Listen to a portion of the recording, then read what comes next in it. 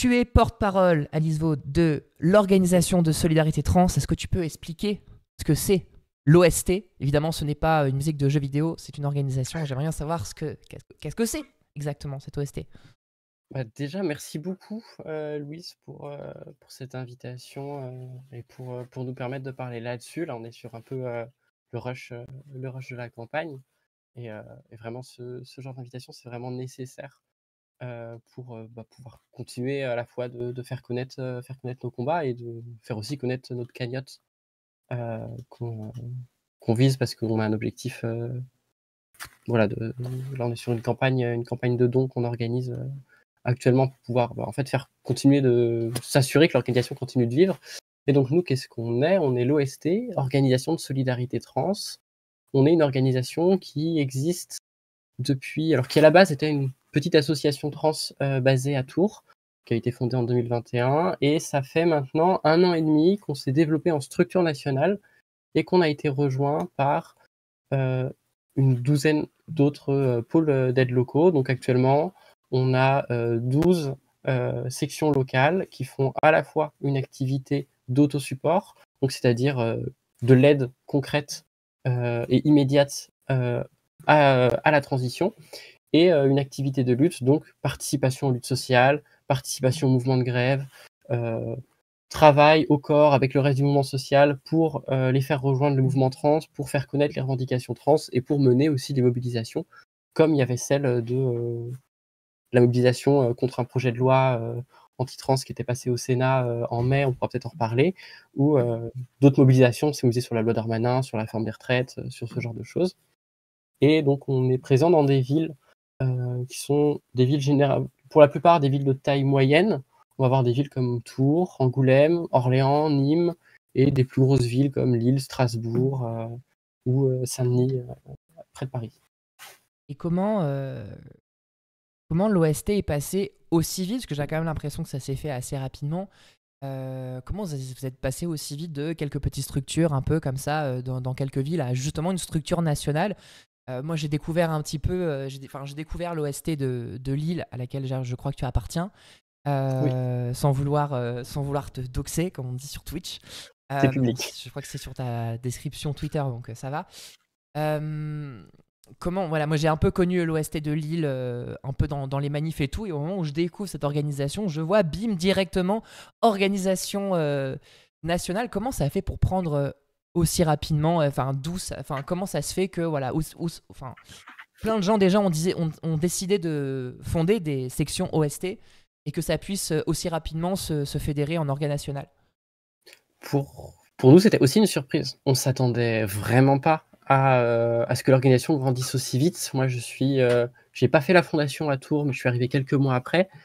Et nous, au début, pourquoi on s'est lancé en tant qu'organisation nationale? Parce qu'on a d'autres camarades qui étaient de Nîmes, qui nous ont dit: en fait, on aimerait lancer un collectif avec la même ligne que l'OST à Tours, avec la même pratique militante, avec en fait cette dualité où on va pas seulement faire de l'aide immédiate, et parce qu'en fait, on considère que faire de l'immédiate, c'est nécessaire, c'est essentiel. On doit pouvoir permettre à nos sœurs, à nos frères, à nos adeptes de vivre, de transitionner, d'avoir accès directement aux hormones, aux changements d'état civil, aux opérations. Euh, mais si on se limite qu'à ça, on finira jamais ce travail. Et donc, en fait, nous, on pense qu'on doit mener aussi un travail révolutionnaire, avoir une analyse politique de la situation des personnes trans, de pourquoi il y a de la transphobie, pourquoi il y a des politiques anti-trans, et que tout ça, en fait, c'est lié à une casse générale, à une casse sociale générale, à une casse du code du travail, à des politiques répressives de plus en plus fortes envers les immigrés. Et nous, on considère que c'est bien de militer, et c'est essentiel, et c'est vivable, et c'est pour ça qu'il y a des communautés qui existent depuis des dizaines d'années pour aider à transitionner directement, mais que on peut pas faire ça pendant 1000 ans, et qu'il faut pouvoir permettre avoir des lendemains qui chantent, quoi. Et nous, on vise à ça en tant qu'organisation révolutionnaire, et donc avec une pratique concrète où en fait on va aller voir les organisations comme les syndicats, comme les partis, comme les collectifs tels le planning familial, le droit au logement, ce genre de choses, pour parler directement et les inviter en fait à construire des mobilisations trans ensemble.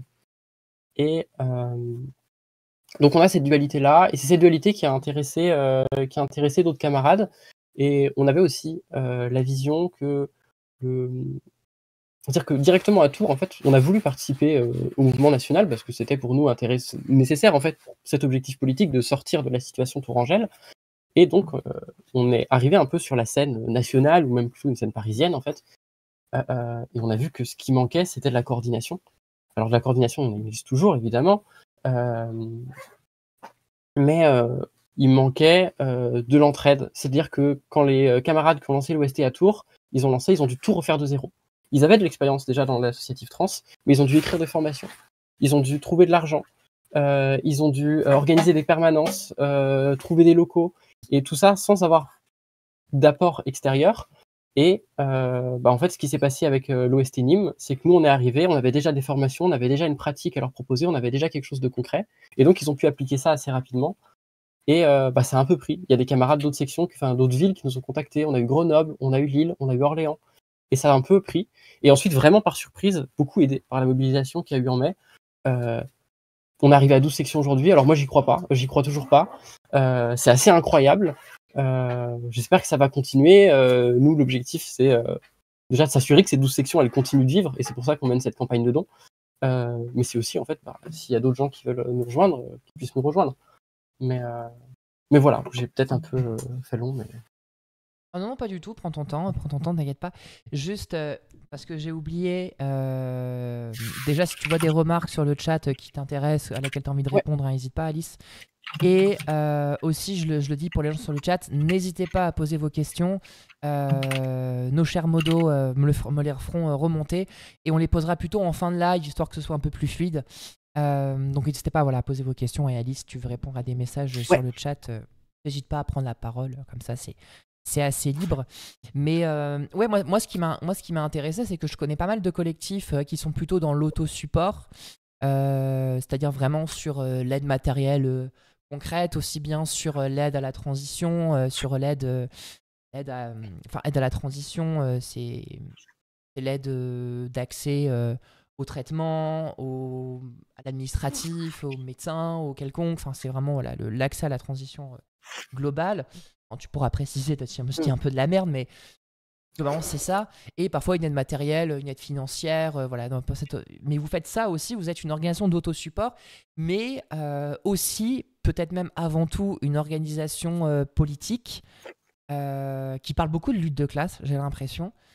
Est-ce que c'est une orga marxiste? Est-ce que c'est vraiment un objectif politique il y a un objectif politique révolutionnaire? Est-ce que c'est comme ça que vous voyez les choses? Est-ce que du coup l'autosupport, ça fait partie de cette pratique révolutionnaire-là, ou c'est quelque chose qui est un peu à part? Ouais, c'est très lié. Je vais peut-être commencer et répondre pour que ça soit plus concret envers les gens dans le chat, parce que j'ai vu une question effectivement, Garaonia qui demande qu'est-ce que je veux entendre par transitionner directement. C'est-à-dire que sur l'état actuel des transitions en France, on est par un système qui est encore très dirigé par les médecins, dans lequel en fait on n'a pas une grande liberté de transitionner. On a des médecins qui sont généralement assez peu formés, même si ça s'améliore. On a et qui vont en fait un peu obligés à certains parcours de transition hormonaux pour prendre un peu ce qui est souvent une des bases des transitions, qui est le traitement hormonal, donc qui vise à prendre des œstrogènes pour les femmes trans et prendre de la testostérone pour les hommes trans. Et on a souvent du sous-dosage, donc des doses assez importantes, trop faibles. En fait, juste les médecins ne connaissent pas les transitions, parce que c'est pas un truc qui est appris en école, et même pas en fait de mise sur le marché de traitements précis pour les transitions. On se retrouve en fait à prendre les traitements des femmes ménopausées, de prendre des traitements contre le cancer, ce genre de choses. Alors que en fait tout ce qu'on veut c'est des hormones. Donc cette petite précision, j'espère pas trop floue, pour en venir qu'au fait, actuellement, c'est difficile de trouver un bon traitement hormonal facilement accessible. C'est difficile aussi de faire son changement d'état civil, parce qu'il y a beaucoup de mairies qui sont très, parler poliment, qui embêtent beaucoup, qui refusent les dossiers de changement de prénom. Il y a des tribunaux aussi qui vont refuser ou renvoyer les dossiers de changement de sexe, alors que en fait, nous, on considère que si on veut faire une transition administrative, on doit pouvoir le faire, on doit pouvoir avoir la possession de choisir son prénom, de choisir sa mention de sexe. On doit avoir aussi la possibilité d'accéder au traitement hormonal qu'on veut, de la façon qu'on veut, par les moyens qu'on veut, et tout ça gratuitement, librement, sans avoir un pouvoir médical qui nous l'interdit, et encore moins un pouvoir psychiatrique, parce qu'on est beaucoup encore à devoir à être incité, voire même à être obligé de passer par la case psychiatre, alors que la psychiatrie, c'est pour nous une institution qui vise seulement à marginaliser d'autant plus les populations déjà marginales, et un peu à les enfermer, à les mettre de côté. Juste petit point rapidement, peut-être pour les gens qui ne savent pas, parce que justement, donc, dans le changement administratif, il y a le changement de prénom et le changement d'état civil qui parfois peut se faire en même temps, parfois de manière séparée. Le changement de prénom, ça se fait auprès de la mairie, et le changement d'état civil, ça se fait au niveau du tribunal. Donc en fait, c'est une procédure administrative presque judiciaire, quoi. C'est-à-dire que tu dois passer devant des juges. Alors ça a un peu changé, je crois, juges depuis une qui vont dizaine juger d'années, sur mais voilà. l'apparence, des juges qui vont Ouais. juger sur est-ce qu'on est assez bien inséré socialement, est-ce qu'on a un boulot, est-ce que on a bien. C'est-à-dire qu'en fait, si on arrive devant, pour prendre un exemple très concret, on arrive devant le juge avec un dossier où on va seulement avoir comme pièce des témoignages de nos proches, ça va être, selon les tribunaux, jugé un peu insatisfaisant, parce que en fait, on n'a pas démontré qu'on était bien intégré, qu'on avait un boulot, qu'on était bien intégré et qu'on avait un logement, ce genre de choses. Et donc ouais, nous, nos revendications là-dessus, en fait, on les résume en une phrase: des transitions libres, donc c'est-à-dire qu'on peut avoir des transitions libres, des transitions gratuites, donc remboursées, que ça soit sur le changement que ce soit en fait sur l'ensemble des traitements hormonaux, des opérations, des changements d'état civil, déjudiciarisées, donc c'est-à-dire sans les juges, c'est-à-dire qu'on va en mairie, on dépose son dossier, c'est accepté, point. Et dépsychiatrisé, sans psychiatre, parce que nous, on a une position qui est anti-psychiatrie, où en fait, on est pour se libérer de ce carcan-là, et pour tous les âges, et quels que soient ses papiers. Donc nous, on va reporter ces revendications-là, et pour venir à la question que tu posais, ouais, nous, à l'OST, on est une organisation, on se revendique lutte de classe, on se revendique de ça. Nous, on est une organisation, si on utilise les grands mots, prolétarienne, en fait, aussi parce que, en fait, qui sont concrètement les gens qui composent l'OST, et même en fait, qui sont globalement la majorité des personnes trans, c'est des travailleurs, et quand c'est des travailleurs, c'est souvent des travailleurs précaires, et encore pour ça, il faut avoir un boulot, donc c'est aussi beaucoup de sans-emploi, d'autant plus pour les personnes qui sont immigrées, qui sont sans papier, qui, elles, n'ont pas du tout d'accès au travail. Et les personnes trans, c'est aussi beaucoup de personnes qui sont travailleuses du sexe.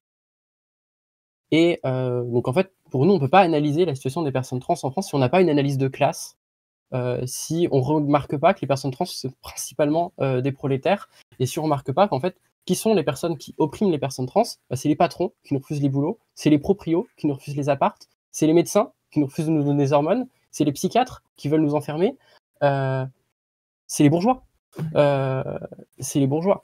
Et en plus de ça, on analyse qu'aujourd'hui, il y a une montée des antitrans qui est de plus en plus forte. Et je pense que ça, tout le monde l'a vu, en fait, même si on ne s'intéresse pas aux questions trans, on est forcé de le voir parce qu'on ne fait que parler de ça dans les médias. C'est pas non plus le plus grand sujet. On n'est pas leur plus grand cheval de Troie des politiques réactionnaires. On voit là, il y a encore une nouvelle polémique sur le port du hijab dans le sport.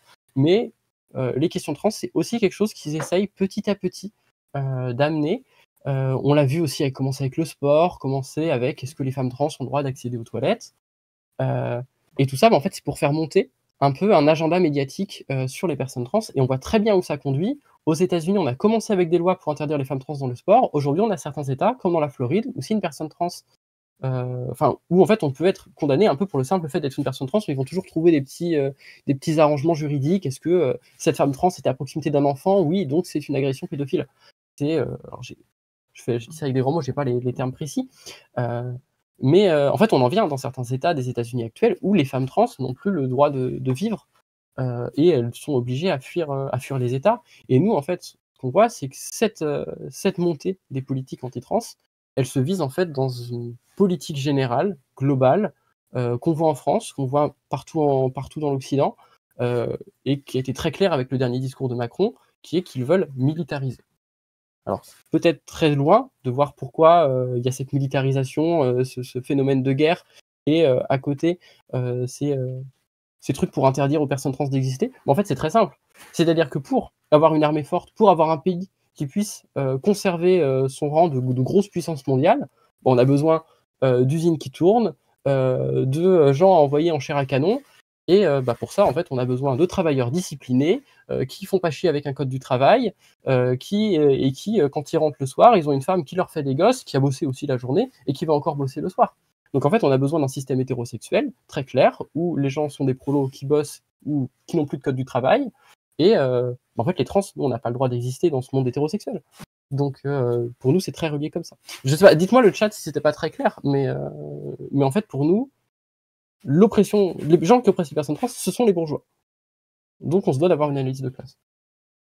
Oui, c'est ça, c'est pas considéré que. Enfin, si je reformule un peu, c'est pas considéré que la problématique des personnes trans, finalement, ce serait qu'une problématique un peu liée à l'identité, au refus de l'identité, à la simple discrimination autour de simplement quelqu'un qui n'est pas accepté tel qu'il est. Enfin, c'est plus large que ça s'inscrit vraiment, bah, un peu comme tu le dis, ça s'inscrit dans un rapport de classe.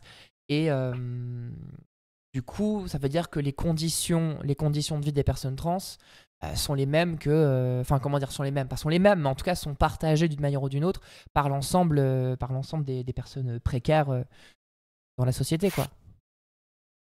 Oui, oui, clairement. Désolé, j'ai eu un peu déconnecté Il n'y a pendant pas de souci, il n'y a pas de souci. question. Peut-être des fois, excuse-moi, tes connexions qui sont pas claires aussi, parce que un peu fatigué de mon côté, n'hésite pas à me demander de Oui, aussi. reformuler parfois si je suis pas clair, hein.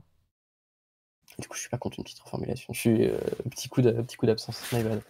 Pas de souci. Pas de souci. Non, mais je te disais juste, voilà, en gros, quand tu comment dire, quand tu dis que justement pour toi les luttes pour les droits trans c'est de la lutte de classe, que c'est pas tant une question de simple identité, c'est que ça s'inscrit vraiment dans un rapport. En fait, il y a plein de choses qui sont communes. C'est-à-dire que ce que vivent les personnes trans, c'est juste une manifestation particulière des oppressions qui sont vécues en général par tout et toutes les précaires de la société, quoi. Oui, c'est ça.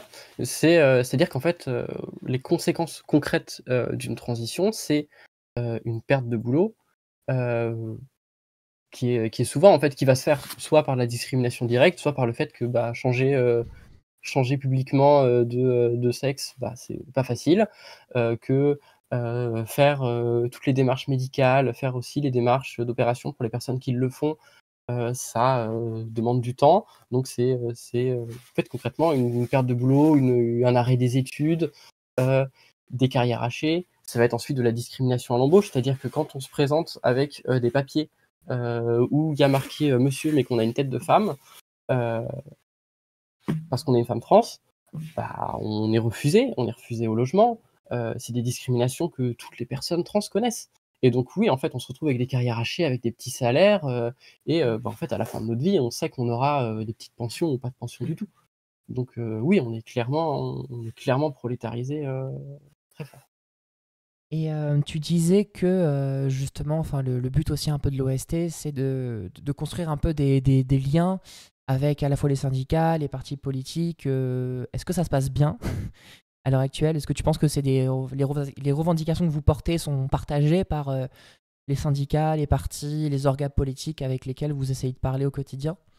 Ou c'est compliqué? Global Globalement, on a d'assez bons contacts. En France, on a quand même cette chance d'avoir eu un mouvement féministe qui assez rapidement a compris que les gens qui oppressaient les femmes et qui avaient ces politiques réactionnaires contre l'IVG, qui sont responsables de la fermeture actuellement de 130 centres IVG en France, tous ces gens-là, sont aussi en fait les personnes qui font ces propositions de loi anti-trans, que nos ennemis sont communs. Donc en France, on a eu un peu ce truc-là qui n'a pas été le cas par exemple en Grande-Bretagne. Et donc assez rapidement, les grandes organisations de gauche, en fait, la plupart n'ont pas de position anti-trans, voire même, en fait, ont des positions de soutien aux personnes trans. Alors, concrètement, ça va être à différents niveaux selon les organisations politiques, des organisations parlementaires, comme des organisations révolutionnaires.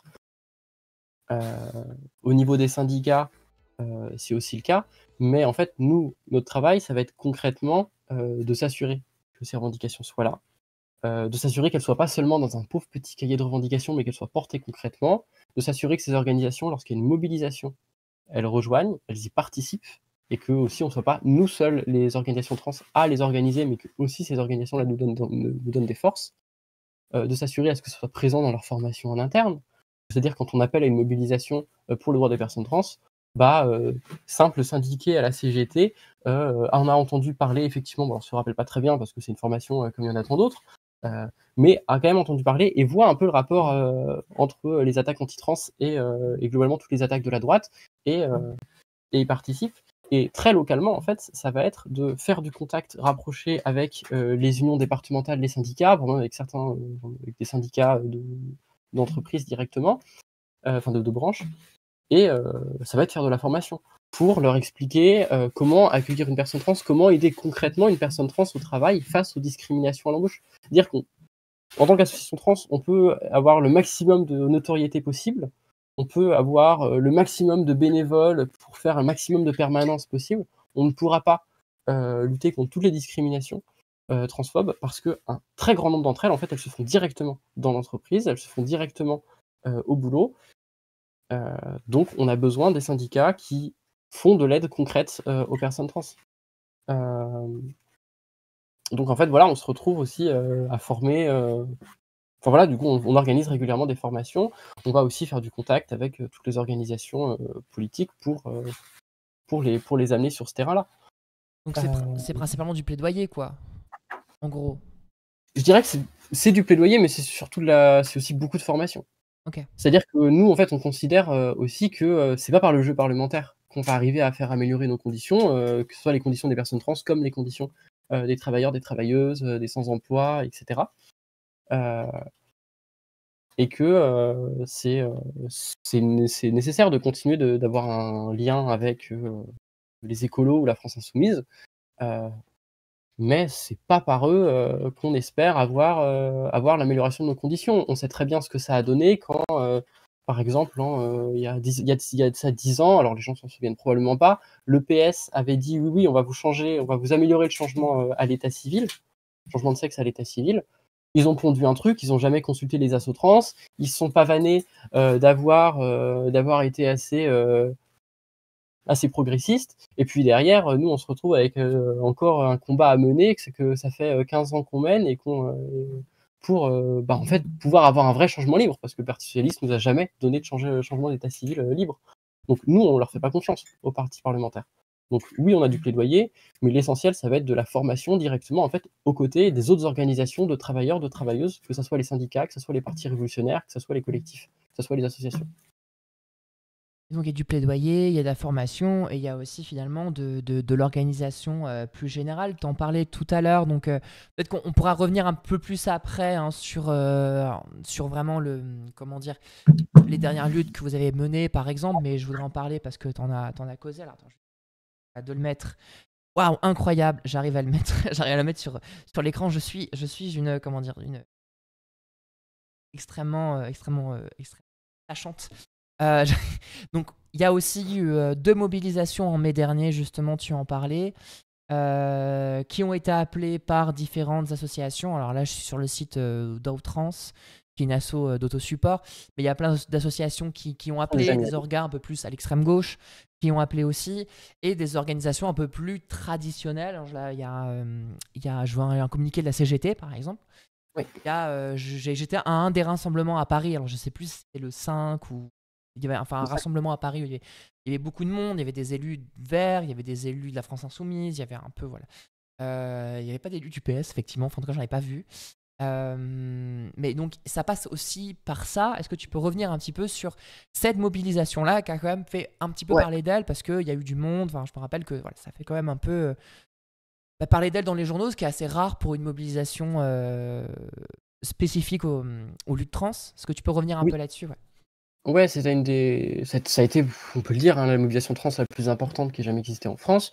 Ça a été une des 2 grosses mobilisations qu'il y a eu cette année-là. Je mentionne aussi une mobilisation qui a eu lieu en juillet, après après le meurtre de Géraldine, une femme trans sans papier et travailleuse du Géraldine sexe. Angelina aussi, je crois qu'il y en avait une Oui, deuxième. et Oui, c'est aussi, ça. et aussi le meurtre d'Angelina, qui avait été tuée par son ex-conjoint. Et donc c'est 2 transféminicides pour lesquels on avait aussi mené une mobilisation en juillet, où en fait la mobilisation, bah, c'était, créer des rassemblements publics pour faire parler, pour, avoir, la presse locale, avoir aussi la presse nationale. Et en fait, bah, en fait, dès qu'il y a des meurtres de femmes trans, sont essentiellement des meurtres de femmes trans, travailleuses du sexe et sans papier, continuer d'en faire parler pour alerter, sur leurs conditions de vie. Sur cette mobilisation de mai, elle a eu lieu parce que donc elle a eu lieu effectivement, organisée, très largement, et ça c'est une victoire.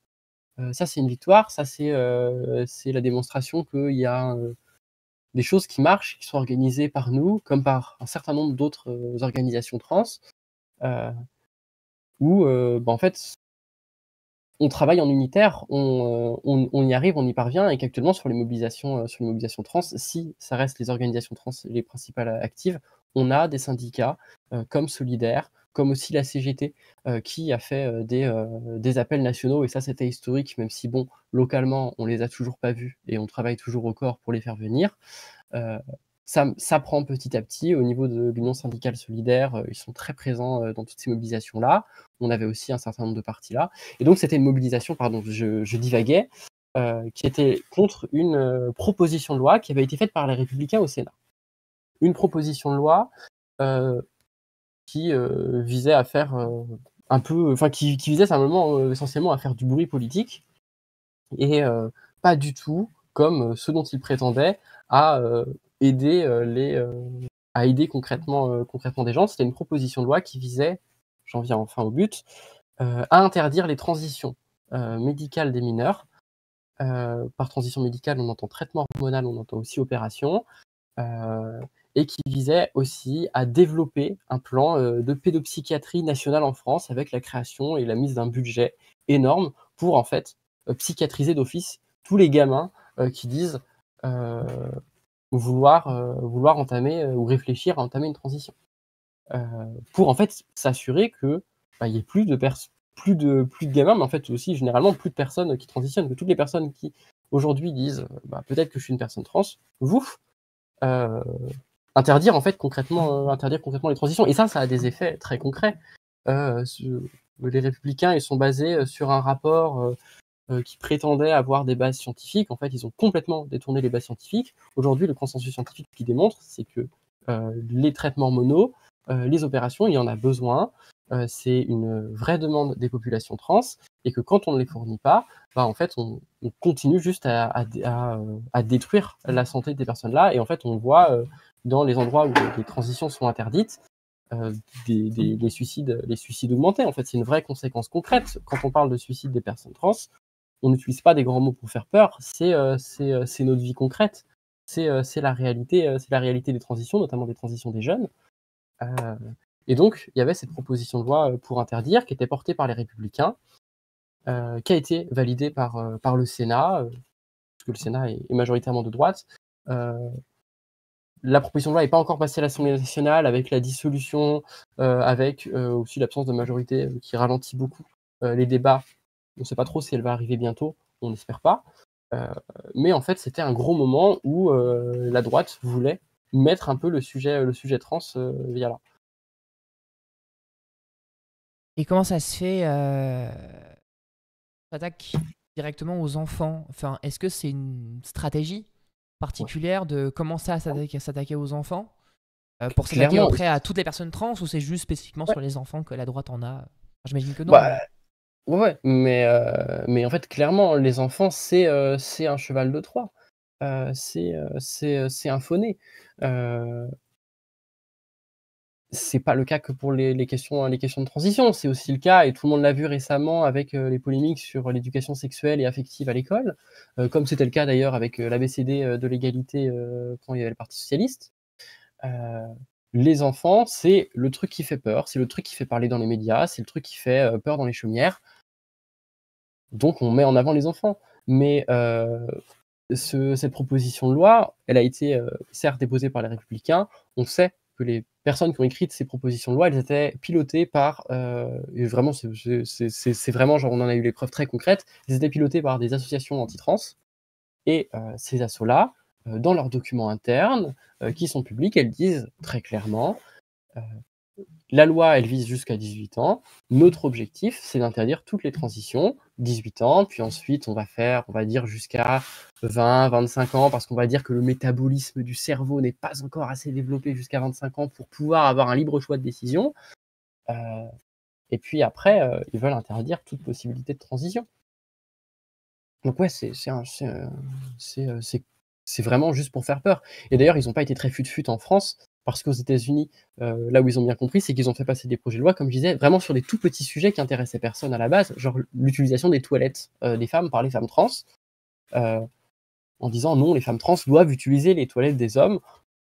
Je pense qu'il y a aucune femme trans qui aujourd'hui qui a envie de rentrer dans les toilettes des hommes parce que, bah, en fait, quand tu es une femme et que tu rentres dans les toilettes des hommes, tu te fais un peu mal voir, et tu risques juste, des agressions et des discriminations. En France, ils ont voulu directement attaquer en interdisant les transitions, ça a pas bien marché, ça a pas pris et il y a eu un peu un branle-bas de combat de toute la gauche jusqu'à, une partie, de la majorité macroniste. Voilà, maintenant en fait, il va falloir voir, ce que ça va être la suite. Est-ce que, face à ce vent des anti-trans qui se lève de plus en plus, il y a une partie de la gauche qui va, se mettre à retourner sa veste comme, elle est en train de le faire, avec, les questions, enfin avec les polémiques islamophobes qui font de plus en plus et on voit maintenant des gens de gauche, de partis parlementaires de gauche qui valident ces polémiques islamophobes. Donc maintenant la question, ça va être de voir ça et c'est pour ça que dès maintenant, on doit s'assurer qu'il y a une unité du mouvement social, une unité des travailleurs pour soutenir les personnes trans. Et bonsoir aux gens qui arrivent. Pour revenir un peu sur cette mobilisation, justement, ensuite, est-ce que tu as eu des. Enfin, je dis toi, enfin, l'OST en général, les assos qui participaient, il y a eu un peu des retours là-dessus. Est-ce que tu penses que ça a ouvert quelque chose politiquement? Par la suite, j'avais cru entendre qu'il y avait une proposition de loi un peu alternative à celle des Républicains qui avait été déposée, notamment au Sénat, parce que je sais que c'était Mélanie Vogel qui en parlait. Je ne sais pas où ça en est, ça aussi. Est-ce que tu penses que. Parce que tu penses que cette mobilisation, elle a permis de. Elle a servi un peu à mettre la pression sur le plan parlementaire, parce que tu parlais de la plus grosse mobilisation trans en France depuis un certain temps, voire même depuis pas tout le temps. Est-ce que ça a eu un impact dans cette mobilisation? Et ouais, et finis là ma question. Ouais, alors, un impact, parlementaire et politique, un petit peu quand même, dans le sens où, à l'Élysée jusqu'au soir même du vote, ils ne savaient pas encore quelle position le gouvernement devait prendre. Donc, il y a eu quand même un peu d'impact là-dessus parce qu'il y a aussi un impact médiatique sur ce genre de questions. Heu, Est-ce qu'après, les propositions de loi, elles sont directement, issues, de cette mobilisation-là? C'est une chose qui était construite en commun. Heu, oui, ça a eu un impact. De là, est-ce que quel impact très fort ou pas? Là-dessus, je j'aurais pas des éléments pour répondre précisément. Et oui, il y a effectivement d'autres propositions de loi, qui venaient, de la NUPES, pour, bah, faciliter, ce changement d'état civil pour qu'il soit libre, accessible et que directement depuis la mairie, sans avoir passé, devant des juges qui nous jugent sur notre physique, à accéder directement à un changement de papier. Hem, Après il y avait un impact, au moins s'il y a pas eu enfin, quel que soit l'impact sur le côté parlementaire, il y a eu un impact très concret au niveau des mobilisations locales, où on a pu voir un certain nombre de, heu, mouvements féministes locaux s'emparer de cette question trans, être présents dessus, où ça a été l'occasion de faire, beaucoup de ramdam auprès, bah, des organisations partisanes, syndicales pour parler de ces questions trans, heu, où on a vu, des mobilisations, alors effectivement quand on parle de mobilisation, en fait, qu'est-ce qui s'est passé en mai? On a eu une première grande mobilisation le 5 mai, on a eu une deuxième mobilisation, à la mi-mai et une dernière grande mobilisation qui était, entre autres appelée, par l'OST, à une grande manifestation sur Paris et plein de petites manifestations localement. Sur globalement ces 3 dates-là, à chaque fois on avait une cinquantaine de villes qui se mobilisaient. Ce qui est énorme, ce qui est du jamais vu et avec des rassemblements, qui pouvaient, réunir, plusieurs centaines, voire plusieurs milliers de personnes. Je sais qu'à Lille, on a eu trois rassemblements, où ça s'est, jamais vraiment vidé. À chaque fois, on attendait à peu près le même nombre de centaines de personnes, je me rappelle plus précisément. l'effet concret, c'est qu'on a eu une vraie mobilisation en interne des communautés trans, où nous, c'est l'effet qu'on a vu à l'OST, où on a à peu près doublé de sections avant la mobilisation et quelques mois après, quand les gens qui se sont déterrés pour la mobilisation sont mis à se dire, en fait, on va maintenant qu'il y a ces attaques contre nous, on va s'organiser très clairement pour lutter contre ces attaques et aussi pour s'assurer à ce qu'il y ait un autosupport qui vive. Parce qu'en fait, la question, c'est aussi qu'est-ce qu'on fait si ce genre de proposition de loi anti-trans passe. C'est de s'assurer en fait à ce que dès maintenant, on puisse mettre en place un cadre où on s'assure qu'on transitionnera toujours. Où on s'assure qu'on aura toujours, quoi qu'il se passe, quelles que soient les législations qui passent, accès à des traitements hormonaux. Que on s'organisera toujours entre nous pour se soutenir, pour trouver des logements, trouver des emplois. Et en fait, l'objectif qu'on a à l'OSC, mais qu'en fait on partage avec l'ensemble des organisations trans, l'ensemble du mouvement trans en France, c'est quoi qu'il se passe, assurer qu'on transitionne, et on transitionnera si on veut, parce que très nombreuses personnes trans, le choix il est très simple, c'est transitionner ou mourir. Comme je l'ai dit, le suicide, c'est pas une petite question. Et donc, ouais, il y a eu vraiment un gros branle-bas de combat qui s'est fait au sein des communautés trans là-dessus, qui a permis l'éclosion d'un certain nombre de sections de l'OST, mais aussi d'un certain nombre de collectifs indépendants. Maintenant, en fait, le truc, c'est s'assurer que ces cadres-là subsistent, continuent, puissent exister, et surtout qu'ils aient du soutien, et qu'il n'y ait pas que des personnes trans dedans, et qu'ils ne soient pas solo dans la ville où ils sont implantés, mais qu'il y ait vraiment un travail général et qu'ils soient aidés par les autres collectifs et les autres collectifs féministes, antiracistes, de travailleurs locaux. Et en fait, je sais pas si tu prévoyais de parler de la campagne de dons maintenant, ou si je peux embrayer j'allais en parler juste après, tu vois. Donc si tu veux en parler maintenant, En vas-y. fait, J'allais justement introduire en disant qu'avec toutes ces tâches, quoi, tout ce travail, ces engagements, enfin tout ce que vous arrivez à mettre en place à l'OST, quand même, ça demande des moyens. Et justement, c'est pour ça que vous lancez une campagne. Donc c'est aussi pour ça que tu viens, parce qu'il y a une campagne de dons qui a été lancée. Je vais l'afficher à l'écran. J'ai vraiment l'impression d'être en téléshopping quand je dis ça. Je voudrais sur votre écran, vous avez le numéro. Non mais voilà. C'est quoi cette campagne en fait? Tu peux en parler maintenant, c'est le moment. Ouais, du coup, justement, avec cette explosion de plein de pôles locaux, juste on a une trésorerie qui n'a pas suivi. On a une trésorerie qui n'a pas suivi, d'autant plus que nous, à l'OST, on vit sur les dons et sur des adhésions. Bon, alors, les adhésions de gens qui n'ont pas d'emploi, de gens qui n'ont pas de logement, de gens qui ont des travails précaires, ou de gens qui sont dans les études, je vous dis que on n'avait pas une belle trésorerie avant le début de cette campagne. Donc, en fait, on a un besoin très concret à ce que, en fait, on puisse avoir des locaux dans chaque ville, qu'on puisse louer des locaux, qu'on puisse acheter du matériel pour faire de la réduction des risques, pour les traitements hormonaux, pour avoir en fait du financement, pour pouvoir faire des formations auprès du personnel médical, faire des formations auprès des militants syndicaux, pour aussi en fait s'assurer que notre organisation, elle puisse continuer de vivre. Parce que nous, on pense qu'il y a une vraie nécessité. C'est pas seulement chacun qui travaille dans son coin, dans sa ville, mais c'est aussi on se réunit régulièrement pour en fait mettre en place une politique d'action commune, que ce soit sur le terrain des luttes ou sur le terrain de l'autosupport, et qu'on se mette en place pour ça. Donc en fait, on a besoin de temps de formation, on a besoin de faire déplacer les militants des différentes sections pour qu'ils se réunissent, pour qu'ils échangent sur la façon de faire de l'autosupport, qui se forment entre eux là-dessus, qu'on échange aussi sur les luttes lorsqu'il y a des mobilisations ou lors de temps nécessaires à la bonne vie d'une organisation comme un congrès. Et en fait, pour ça, juste, on n'a pas la thune de s'organiser des formations en interne. Donc, on a un vrai besoin d'avoir de l'argent et de pouvoir vivre sur les années qui suivent.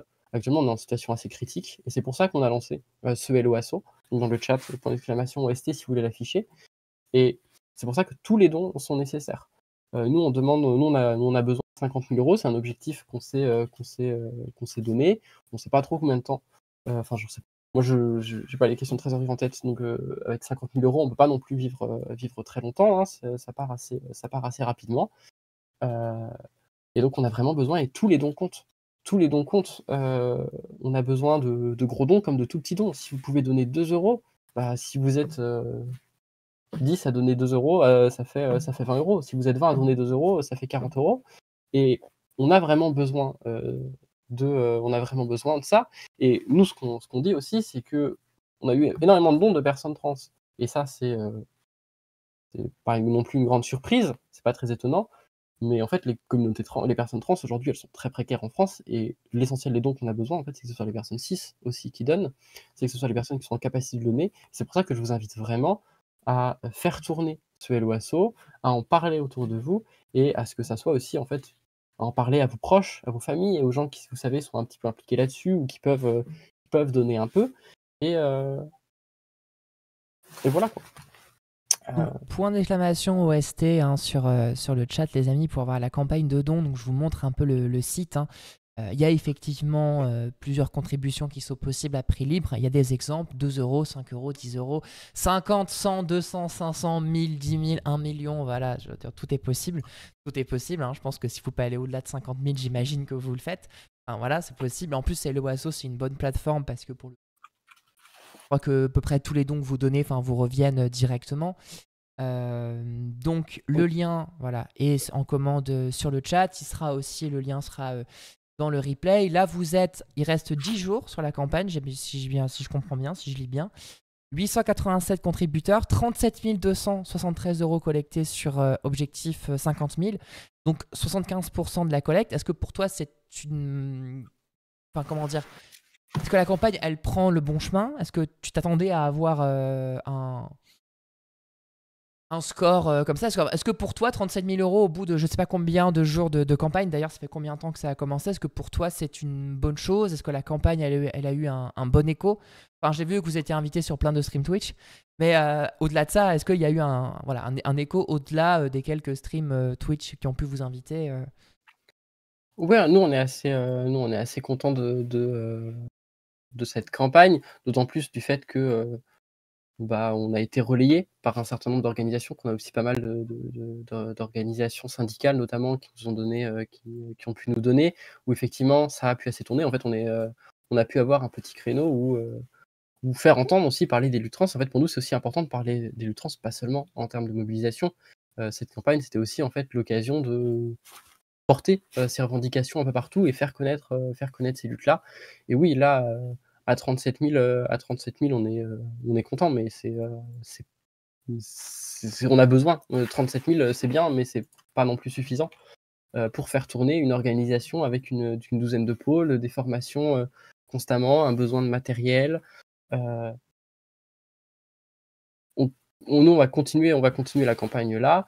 D'ailleurs, si je peux me permettre, on a aussi d'autres streams encore de prévus. Il y en a un chez les Game Dolls Advance où je me permets de faire un peu la promotion de celui-ci parce que Vas-y, ça va être toute vas-y. la journée. Ça va être toute la journée dimanche. Pour ceux qui connaissent les GDA, les Game Dolls Advance, qui sont un collectif de streameuses féministes sur le jeu vidéo.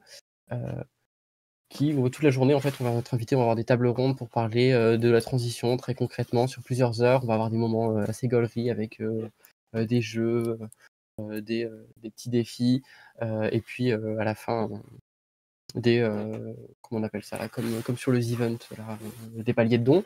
Donc ça va être une journée. Ça veut Je goal la un vends peu? peut-être pas, je la vends peut-être pas très bien avec toute ma fatigue, mais, Pas de souci. mais ça va être une journée sympa. Vraiment, venez et les Game Dose Advance préparer vraiment des choses très, très, très chouettes et très carrées. Alors, je vais essayer de faire un shout-out à la chaîne. Donc, c'est ce Yes. dimanche. C'est de quelle heure à quelle heure? Je crois que c'est de 9h à 23h, un truc comme ça, un Ah truc oui, assez fou. c'est un Un gros truc assez marathon, fou. quoi. Vraiment, elles se sont déterres de fou, c'était incroyable. Je crois que c'est la bonne chaîne. Il y a des C'est la gens dans le bonne chat chaîne. qui savent. Ok, parfait. Ouais, je vois, il y a des gens qui disent toujours pas de Borderlands au programme. Bon, je pense ça fait quand même des déçus. Bon. Mais Je ne sais pas ce que c'est. donc ce dimanche, parce que ce dimanche. Parce que là, attendez, la campagne, du coup, elle finit quand? Elle finit dans 10 jours, donc elle finit Oui, le week-end prochain, d'ici en une bonne gros. semaine. Globalement, oui. C'est-à-dire que même après ce cap-là, on pourra toujours vous faire des dons. Ah bah, on a Helloasso qui reste ouvert là-dessus. En allant directement sur le Helloasso de l'OST, vous pouvez trouver un lien permanent. Si vous voulez ping là ce lien une fois. Et oui, on a toujours besoin de sous. Et encore une fois, 50 000 euros, ça va nous faire tenir un an, peut-être deux, mais pas plus. Et, euh, et Super. surtout, visiblement, au vu des gens qui nous contactent, il y a d'autres sections qui vont naître cette année, qui auront elles aussi besoin de sous. Ouais, enfin, c'est quand même assez impressionnant, hein, de voir à quel point ça prend, quoi. Je trouve. Oui, C'est vrai que vous oui, avez un oui. peu Moi, créé un engouement, quoi, que d'un seul coup, hop, oui, oui, fédération et puis qui c'est existe. un peu une fierté de voir ça. Moi, je vois tous les camarades qui organisaient la campagne, avec qui je lançais un SO. Vraiment, je les remercie énormément, de tout ça qui a été organisé, de toutes les personnes qui nous ont relayés. Ouais, il y a quelque chose qui a été réussi là-dessus et c'est vraiment très chouette et c'est peut-être aussi, le signe que les mobilisations qui ont été portées, elles ont parlé, elles ont fait entendre et je pense aussi la continuité de tout ça. Et Et justement, par rapport à ça, le fait que des collectifs puissent se fédérer au sein de sections OST qui arrivent maintenant à devenir une organisation nationale qui, comme tu l'as dit, va avoir d'autres sections, enfin va grossir, en tout cas on l'espère. Ça vient pas de nulle part. Tout ça, enfin voilà, il y a un mouvement qui a existé avant vous et qui vous a permis, voilà, d'arriver là où vous en êtes. J'ai envie de dire, je te mmh, le dis parce que je voulais un peu qu'on parle aussi oui, c'est d'histoire des vrai, luttes. Moi, c'est ça qui c'est bien nous de me le redire. intéresse ici, ça que voilà, je trouve assez intéressant de parler, de voir d'où vient justement le mouvement trans. Alors, il me semble qu'un peu une grande date qu'on donne, enfin, je sais on pourra sûrement remonter à plus loin, mais une grande date qu'on donne, c'est le mouvement, enfin, le mouvement, ce qui s'est passé à Stonewall. Alors, c'était en quelle année, je sais plus. Bon, qui s'est passé à Stonewall. Donc, ce moment sur lequel tu pourras un peu revenir, mais ce moment où de nombreuses personnes, en particulier des personnes trans, des personnes gays, lesbiennes et des personnes trans se révoltent contre la police, ça a créé un mouvement international, ça a lancé un peu aussi le mouvement des Prides. Je te le fais un peu à l'arrache parce que je me souviens plus très bien, ça fait longtemps que je n'ai pas lu sur le sujet. Euh, Ça a un peu lancé voilà, aussi beaucoup de choses avec des figures notamment comme Marsha P. Johnson, Sylvia Riviera, qui font partie un petit peu de l'histoire trans des États-Unis. Est-ce que tu peux revenir un petit peu là-dessus? Est-ce que pour toi, c'est un peu le début de ce qu'on peut appeler le mouvement des droits trans? J'exagère peut-être un peu. Et est-ce qu'on a eu en quelque sorte un Stonewall français qui a permis de faire émerger ces questions-là aussi en France? Mmh. Alors, je vais me permettre, si je peux, d'être un peu critique de cette présentation-là, parce que c'est la présentation Mm. la plus courante et celle qu'on retrouve le plus. Ouais. Heu et aujourd'hui, maintenant, Stonewall, c'est aussi une référence, culturelle très présente en France. Alors Stonewall, c'est, des émeutes qui ont lieu en 69, à New York parce que, heu, c'est aussi quelque chose qui se produisait en France, mais il était extrêmement courant à cette époque aux États-Unis, d'avoir des descentes de police dans les bars gays, parce que, entre autres, le travestissement a été interdit, ce genre de choses et puis même aussi pour de la répression, simple, de la vie des homosexuels, des trans, des drag queens de l'époque. Et donc à Stonewall, au bout d'un moment, dans ce bar, ils se sont dit: «Bah vas-y, il y en a marre» et ils ont pris des pavés et ils les ont lancés sur l'applicaille. Et donc ça a été une grande date, ça n'a pas été la seule émeute, et aujourd'hui c'est considéré un peu comme un marqueur qui, marque, le début de lutte où on passe, alors je vais pas aller plus précisément sur, l'histoire américaine parce que je la connais pas très bien. En France, il y a pas vraiment de Stonewall français. En France, on a un mouvement trans qui apparaît plus tardivement.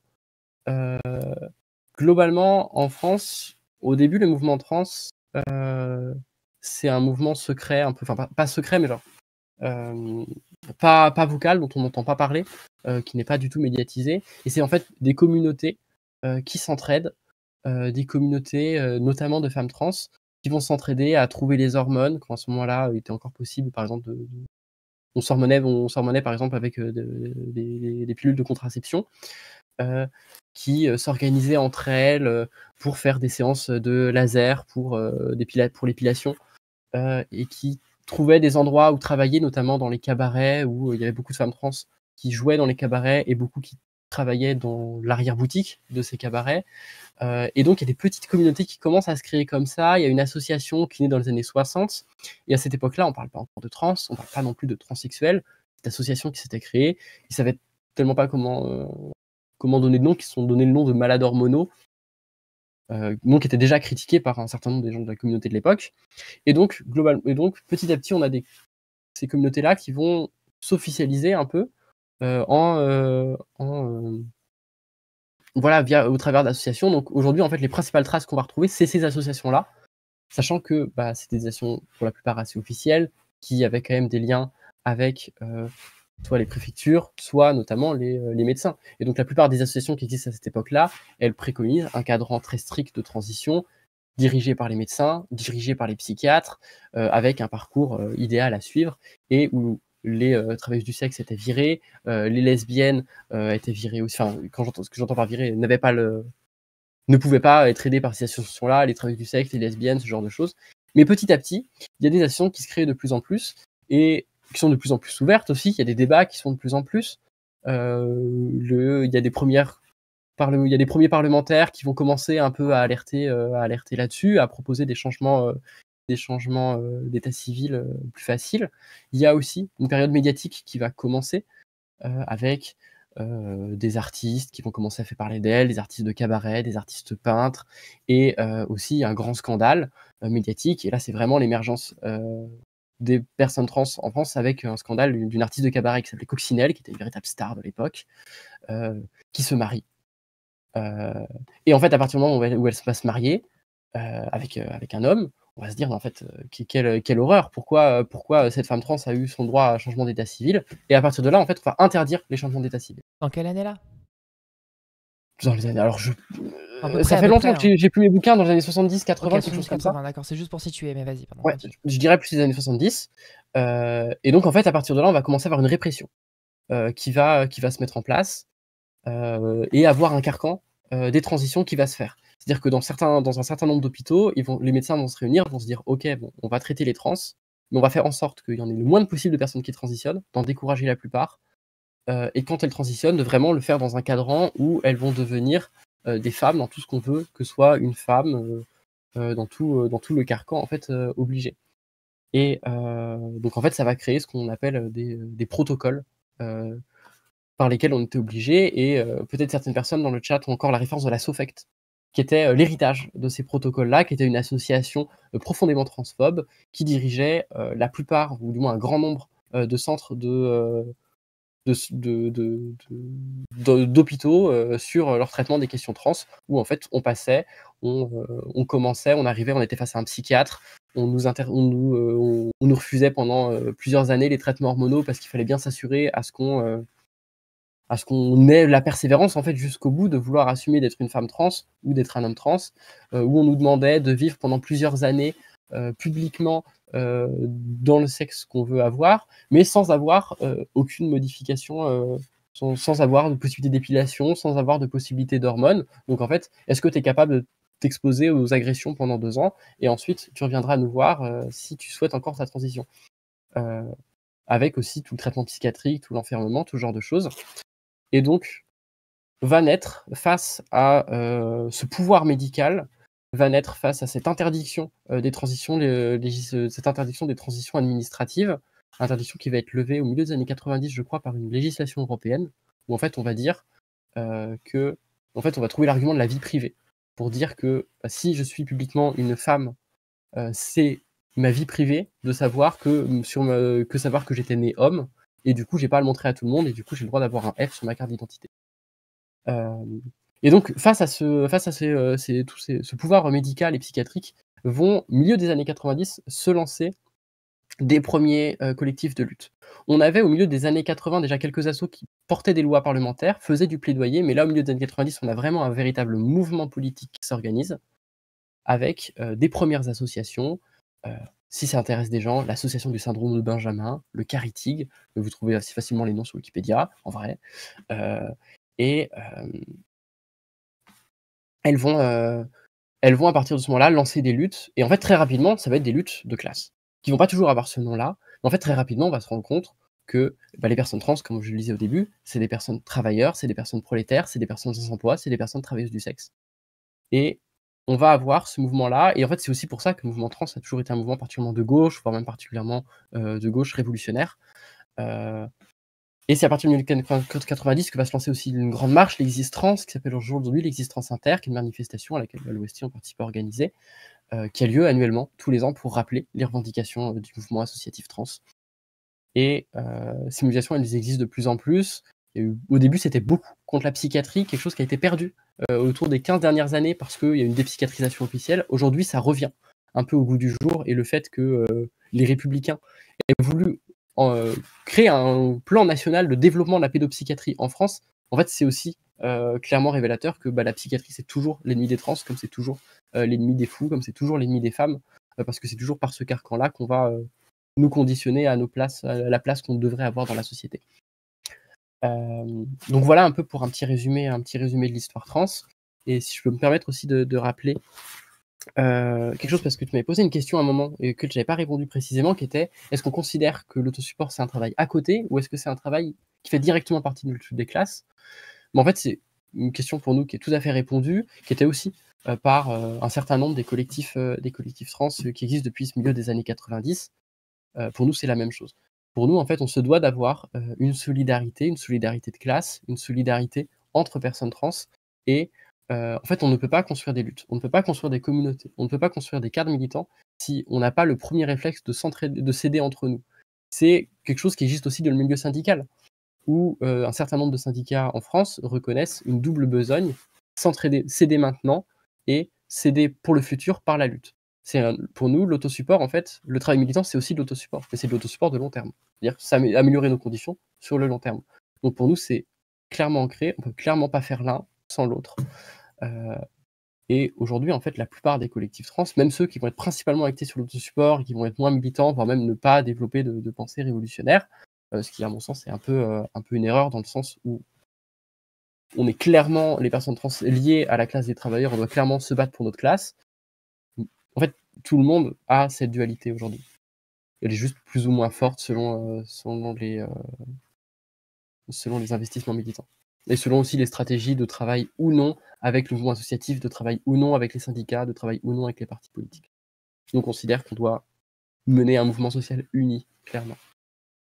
Et est-ce que la stratégie que vous avez par exemple aujourd'hui à l'OST, qui est en tant que personne trans, de se lier à toutes les luttes, je vous ai vu beaucoup actifs par exemple sur les manifestations pour la Palestine, les manifestations manifestations syndicales, manifestations générales. Est-ce que ça a toujours été le cas? En tout cas en France, est-ce que ça a toujours été le cas? Est-ce que les personnes trans ont vraiment toujours eu cette idée? Tu parlais un petit peu tout à l'heure que ça a toujours été des luttes prolétaires. Que les personnes trans ont toujours un petit peu eu cette idée de se dire: ok, on sait qu'on vit la même galère une galère qui est similaire à celle de plein de gens précaires. On doit se lier à leur lutte aussi pour essayer de les ramener à la nôtre. Ça a toujours été un truc qui se faisait. C'est assez nouveau. Lié. Alors, est-ce que c'est quelque chose qui s'est toujours fait? Il y a toujours eu des collectifs qui ont forcément soutenu les luttes palestiniennes, les luttes anti-impérialistes globalement, les luttes contre la colonisation. Il y a un vrai changement quand même, du moins dans les faits, du moins concrètement, dans le soutien à la Palestine du mouvement trans depuis les événements d'octobre, depuis les événements d'octobre 2023, en fait, depuis le déluge Al-Aqsa.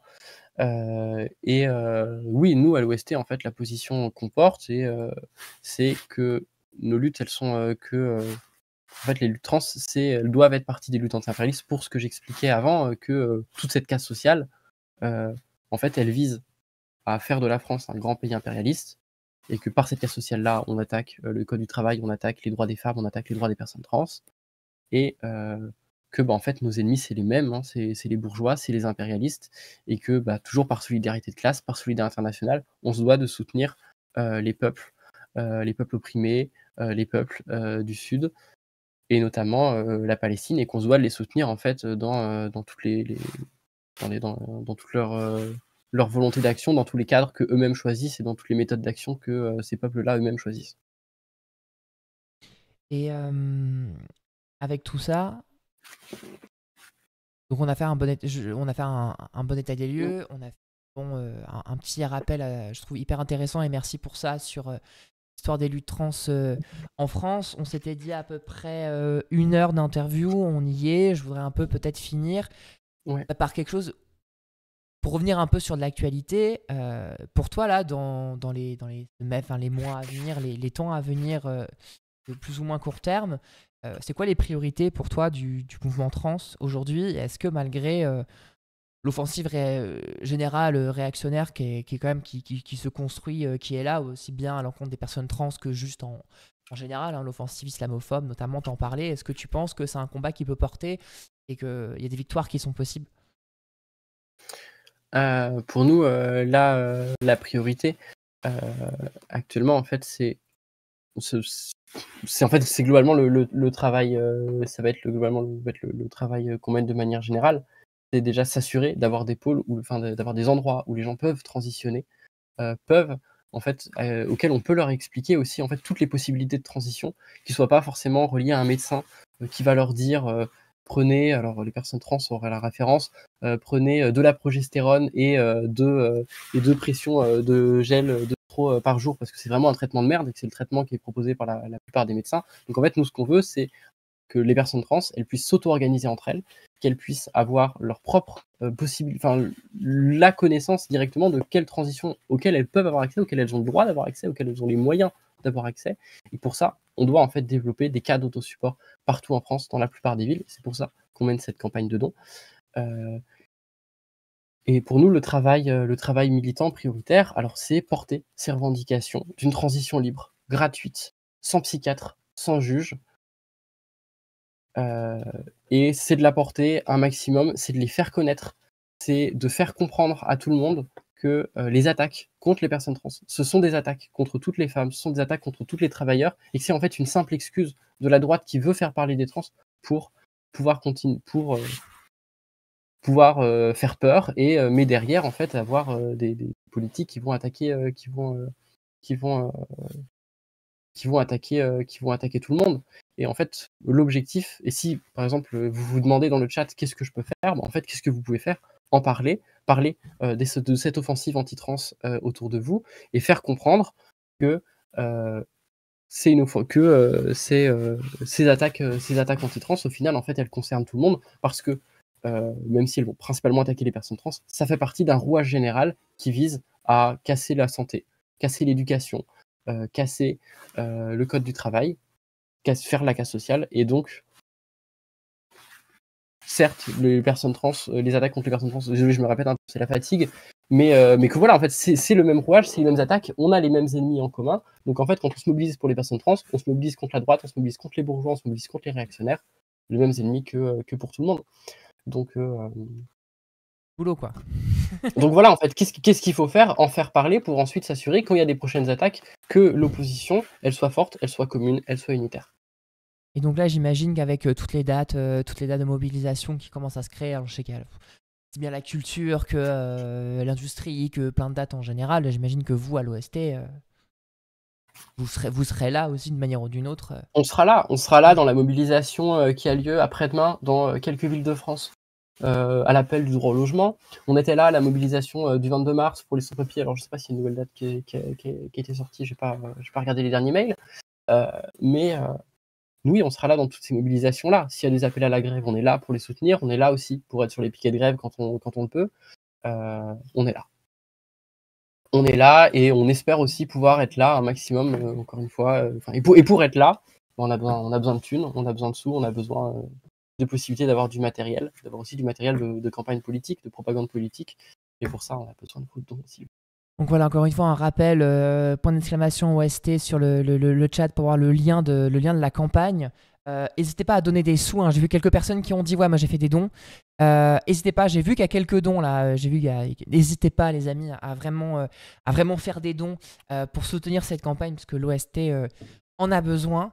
Et si jamais il vous reste de 3 euros, n'hésitez pas à faire un abonnement sur l'insurgé. Mais voilà, pour l'instant, privilégiez l'OST les amis. Je pense que c'est important aussi d'avoir des organisations comme ça, des organisations solides quoi, comme ça, qui essaient de vraiment faire bouger les choses. Et je réfléchissais, je crois que moi j'ai un peu posé un peu toutes les questions, mais je propose juste qu'on aille peut-être un peu voir les questions qui ont été posées sur le chat. Alors il y a Écharpe qui est là. Ouais, je suis prêt. Alors je suis prêt à poser. J'ai plein de questions à poser à l'OST sur le clicker machin. Je sais pas, je comprends rien. Alors là, je comprends rien. Vous démerdez. Vous démerdez. Là, je comprends plus rien. Là, c'est un truc là, ça me dépasse un petit peu. Mais par exemple, si je cherche un peu, je regarde un peu les questions et toi aussi, hein, si t'as des remarques. N'hésite pas à me proposer des questions. Que tu vois passer, hésite pas à y répondre. Alors là, c'est pas une question, c'est une remarque qui a été posée par T-Girl Beach au début, mais je peux me permettre de te la lire parce qu'elle est intéressante. Vas-y. dit, les personnes cis transphobes s'inquiètent et se battent uniquement quand la prise d'hormones ou la chirurgie concerne le changement de genre pour nous, alors que les hormones et la chirurgie sont des questions médicales qui sont en vigueur depuis si longtemps chez les personnes cis. Ça t'en parlait un petit peu, je crois, tout à l'heure, quand tu parlais notamment de traitements qui sont à la base des traitements de contraception qui ont servi au départ aux premiers traitements hormonaux.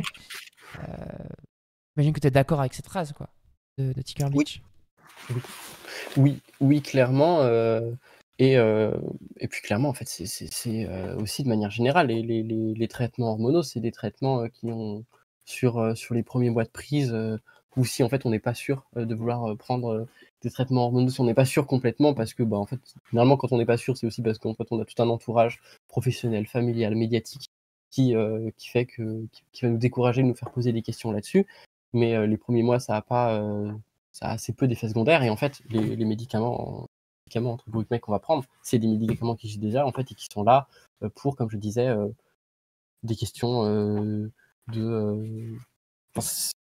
qui existent déjà en fait pour des questions d'autres traitements, que ça soit les bloqueurs de puberté, les oestrogènes, les oestrogènes, la testostérone. C'est des traitements en fait qui sont déjà pris par les hommes, par les femmes cis. Et pareil, il y avait aussi une question. Il y avait aussi une question sur les détransitions et c'est quelque chose qui donc les détransitions, c'est les personnes qui souhaitent, qui ont commencé des traitements, enfin qui ont commencé une transition, qu'elle soit uniquement sociale, qu'elle soit aussi médicale, qu'elle soit etc. Et qui font de marche arrière. Est-ce qu'on leur propose un accompagnement? Oui, c'est le cas. Et enfin voilà, désolé, je fatigue un peu. Pas de souci, pas de Je souci. fais aussi la question, on est présent dans combien de villes? On est présent dans 12 villes. Du coup, je rappelle les différentes villes Et dans lesquelles on est présent. Angoulême, Lille, Strasbourg, Troyes, Reims, Saint-Denis, en Seine-Saint-Denis, Nîmes, Orléans, Tours. dans tous les cas, je pense que les listes des villes sont sur votre Tout est site. sur le site web. Alors, est-ce que le site web est Alors, il encore marche actif? plus, je crois. Enfin, hier soir, j'essaie de regarder, je crois qu'il marche pas. Donc, quand il marchera. Il remarche. Ah, il remarche? Ah, parfait. Alors, attends, c'est Incroyable. Orga Solitrans, je crois que c'est. Non, c'est ça? .fr. .fr, voilà. Orgasolitrans.fr. Oh là là. Ah, il remarche que C'est hier ça, soir, je regardais, effectivement, il marchait pas. Et d'ailleurs, je pouvais pas c'est vous. bien les organes meufs trans. Il y a des gens qui s'y connaissent là-dedans. Mais attendez, je comprends pas. Les meufs trans, vous n'êtes pas censées être que des informaticiennes, un truc comme ça, je sais plus. Non, attendez, on m'a mal expliqué. Je sais plus. Non, c'est pas ça. Et du coup, est-ce que ce serait possible, mais en fait, de mettre directement le lien? Ouais, je l'ai mis sur le Discord, là, le lien Orgasolitrans. Mais du coup, il y a un lien normalement avec les contacts de toutes les sections, avec les liens de toutes les Kwaku sections. l'a mis sur le chat de Twitch. Nickel. Orgasolitrans Et donc, vous section. trouvez les Voilà. contacts de toutes les sections. N'hésitez pas du tout à venir nous voir si vous avez quelques questions. En fait, nous, dans nos permanences, j'en ai assez peu parlé, mais on accueille concrètement les personnes qui ont besoin d'accompagnement au changement d'état civil, qui ont des questions de quelque type ce soit sur les traitements hormonaux. On accueille aussi les proches, si vous avez des questions. On accueille aussi les personnes qui sont en questionnement, qui hésitent. On accueille aussi les gens qui sont en fait déjà suivis, mais juste qui aimeraient en fait aussi avoir un autre avis extérieur. Parce que moi, je vous incite vraiment, en fait, si vous avez déjà un traitement, si vous avez déjà des choses que vous avez commencé, mais que vous n'avez jamais vraiment eu l'occasion d'en parler avec d'autres personnes trans ou avec des assos trans, à venir pour voir aussi, parce qu'il y a probablement des choses à apprendre, à regarder ensemble, à vérifier. Et donc, voilà, n'hésitez pas du tout à contacter, n'hésitez pas du tout à faire connaître nos permanences locales, à faire connaître les sections locales et à en parler à vos proches. Et d'ailleurs, tu parlais aussi sur l'aspect militant. Si j'ai bien compris, tu disais que. Alors, évidemment, c'est une association qui, je pense, est avant tout destinée aux personnes trans, mais vous acceptez aussi, d'une certaine manière, les personnes cis à venir militer avec vous, quoi. Oui, le moyen de nous aider, il y a le moyen de faire avec le petit point d'exclamation OST dans le chat, mais il y a aussi la possibilité de participer concrètement, de rejoindre l'OST, et on accueille les personnes trans, mais on accueille aussi les personnes cis, parce que en fait, les personnes trans, c'est bien, mais en fait, on a aussi besoin d'autres bras en plus, et quand on est une personne cis à l'OST, il y a toujours du travail à faire. Alors vous n'allez pas directement faire nécessairement l'accompagnement des usagers, même si ça peut être tout à fait pertinent de faire l'accompagnement de proches de personnes trans, mais il y a énormément de travail en interne à faire. Il y a aussi du travail militant à faire, et on a besoin de toute aide, on prend tout le monde et on a des sections même qui tournent, beaucoup sur l'aide de personnes cis. OK. Alors, il y a Garounia qui avait posé la question sur des transitions qui n'étaient pas là au moment où tu y as répondu. Peut-être si tu peux juste revenir rapidement Alors, sur la question. La question qui était.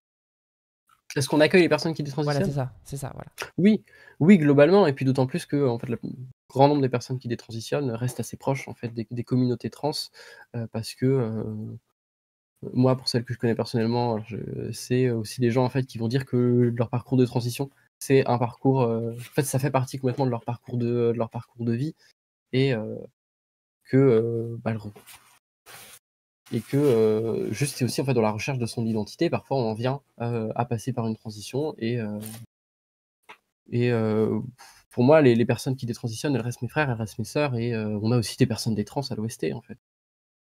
Il y a un grand récit médiatique qui est fait, en fait, pour un peu instrumentaliser les personnes qui détransitionnent. Elles sont, clairement pas aussi nombreuses que voudraient faire croire les médias et elles ont pas non plus ce regret-là que voudraient faire croire, les médias qui exploitent, quelques personnes. Il reste 2 questions si tu as, Ouais, si t'as un peu le temps. dis-les-moi, dis-les-moi. Il reste 2 questions. Il y a déjà une première YouTube. Regarde depuis On est YouTube. sur YouTube aussi, Euh, incroyable. Bonjour YouTube.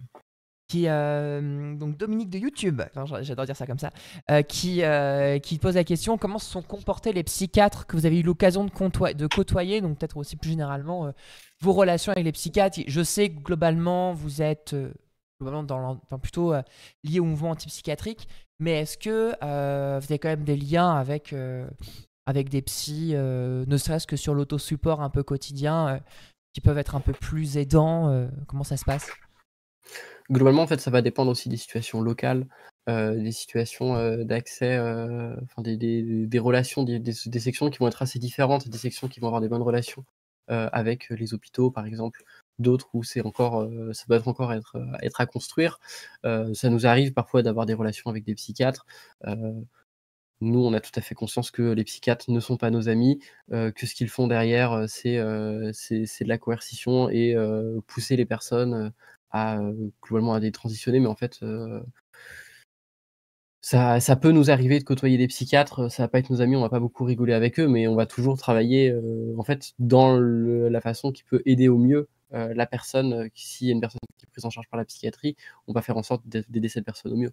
Donc si ça doit, voilà, en fait, on va pas grand chose à dire de plus, sur cette question, j'avoue. OK, 14 questions, prépare-toi Alice, tu vas prendre cher. Je pense qu'Alice, C'est elle est bientôt la claquée fin de mon aussi. créneau, hein. C'est bientôt la fin de mon créneau, je crois, Richard. Ouais, ouais, ouais, non, mais en plus, je pense que je vais pas. Enfin, si t'es fatigué, je vais pas te prendre trop de temps. Et déjà, merci encore une fois. Non, mais tu peux encore donner 10 minutes s'il le faut. Quelqu'un qui demande s'il y a une permanence à Marseille, on n'a pas d'association à Marseille. Après, il y a d'autres associations. Il y a l'association Tea Time, il y a l'association Mars Trans Femme. Il y a d'autres associations, n'hésite pas à les chercher si des gens veulent mettre un peu aussi les liens sur le chat de ces assos-là. Et une dernière question aussi. Alors, faut que je la retrouve. Une question de. Parce que voilà, qui demande dans le tableau d'ensemble, est-ce qu'il y a plutôt une impression de régression ou de progrès en France en regard notamment avec ce qui se passe aux États-Unis? Globalement, en vrai, il y a du progrès. Il y a du progrès. Oui, il y a des attaques, mais s'il y a des attaques, c'est bien le signe qu'en fait, on fait des choses qui sont concrètes et qu'eux, ils veulent, revenir dessus.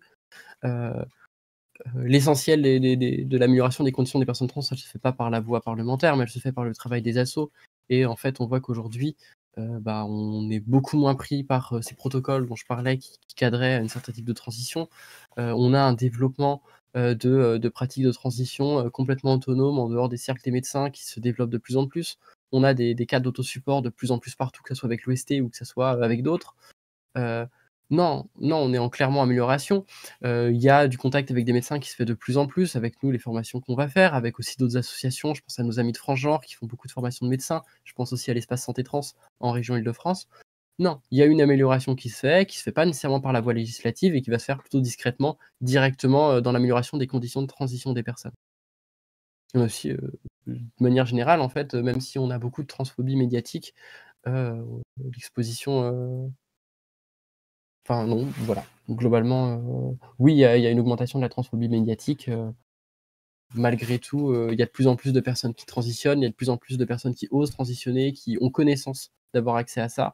Et souvent, en fait, il faut simplement connaître que les personnes trans existent, que la transition est possible, que en fait, à tout âge qu'on ait, ça vaut le coup de transitionner. Et les personnes transitionnent, en fait. Et de toute façon, les personnes transitionneront toujours. Oui, les personnes trans sont toujours transitionnées. Enfin, j'ai fait un peu des recherches là-dessus, et enfin, notamment pour préparer l'émission. Et on trouve des témoignages de ce qu'aujourd'hui, en tout cas, on peut appeler personnes trans. C'était moins le cas à l'époque, mais qui remontent, je crois, même à l'époque mésopotamienne ou quelque chose comme ça. Enfin, quelque chose qui sont très, très anciennes. On trouve Oui. un peu de ce qu'on peut appeler aujourd'hui voilà, la transition, quoi, mais qui date d'il y a un certain temps. Donc oui, effectivement, les personnes trans sont toujours transitionnées et transitionneront toujours. Et c'est pour ça, si vous avez besoin, si vous cherchez à transitionner, ou si vous transitionnez, que vous êtes en galère, n'hésitez pas à vous rapprocher des sections de l'OST les plus proches de chez vous. Et pour les personnes qui peut-être ça ne concernerait pas directement, mais qui ont quand même envie d'aider, n'hésitez pas à faire un maximum de dons à l'OST. Les amis, je le répète, un point exclamation OST. La commande va rester quelques jours sur le chat si vous ne voulez pas donner ce soir. Merci beaucoup, Louise. Comment? Je disais incroyable, merci beaucoup. Ben voilà, en tout cas, on essaie aussi d'apporter un peu le soutien qu'on peut apporter aux luttes en général, de notre manière ici. Donc, Alice a freeze sur le meilleur arrêt sur image. Ah, ça a Oh mon freeze. Dieu, Ah j'espère que mince. ça allait. Attends, J'espère non, que ça allait correct. alors c'est chez moi, je crois. Pardon, c'est chez moi. C'est chez moi. Attends, ça m'arrive souvent. Ça m'arrive souvent. Voilà, c'est bon, pardon. Ça m'arrive aussi. Kwaku qui dit ou créer votre section, ça n'existe pas encore. Ça aussi, je pense que si des gens veulent créer une section, peuvent contacter d'autres sections. Enfin, comment ça peut se passer? Oui, justement, si des gens veulent créer une section, par exemple. On a un mail, contact@orgasoli.trans.fr. Et c'est tout à fait possible de venir nous dire. Et en fait, nous, ce qu'on va faire, c'est qu'on va regarder ensemble qu'il y a déjà des cadres qui font le travail. Est-ce que malgré ça, il y a quand même une nécessité, il y a quand même un intérêt à se créer dans cette ville? En fait, quel est l'état du tissu associatif? Quel est l'état du tissu médical? Et on va regarder tout ça. Et oui, n'hésitez vraiment pas. Actuellement, avec tous ces lives qu'on a fait, il y a pas mal de gens qui nous ont contactés de différentes villes. Je ne vais pas dire des noms parce que c'est des projets pas sûrs. Mais oui, n'hésitez vraiment pas si vous avez une déterre, quelle qu'elle soit. Et en fait, peut-être aussi possibilité de participer directement à l'OST si vous avez des compétences, je sais pas, en gestion des réseaux sociaux, en graphisme, en genre de choses.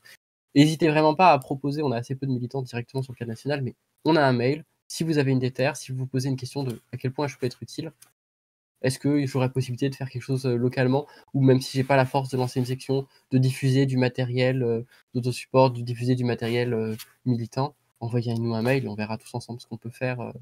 Une organisation, ça se construit sur la participation. Je le dis pour la rediff. Tous les liens, en tout cas les plus importants de ce qu'on a parlé aujourd'hui, seront dans la description. De toute manière, même après, encore une fois, la fin de la campagne de dons, vous pourrez continuer à faire des dons à l'OST. N'hésitez pas à les contacter, à leur apporter tout le soutien possible. Et n'hésitez pas à suivre la chaîne YouTube, la chaîne Twitch, voilà, ce que vous pouvez pour aussi faire vivre ce projet qui est .fr. On essaie de donner la parole à des gens qui luttent parce que c'est quand même important au vu de la période.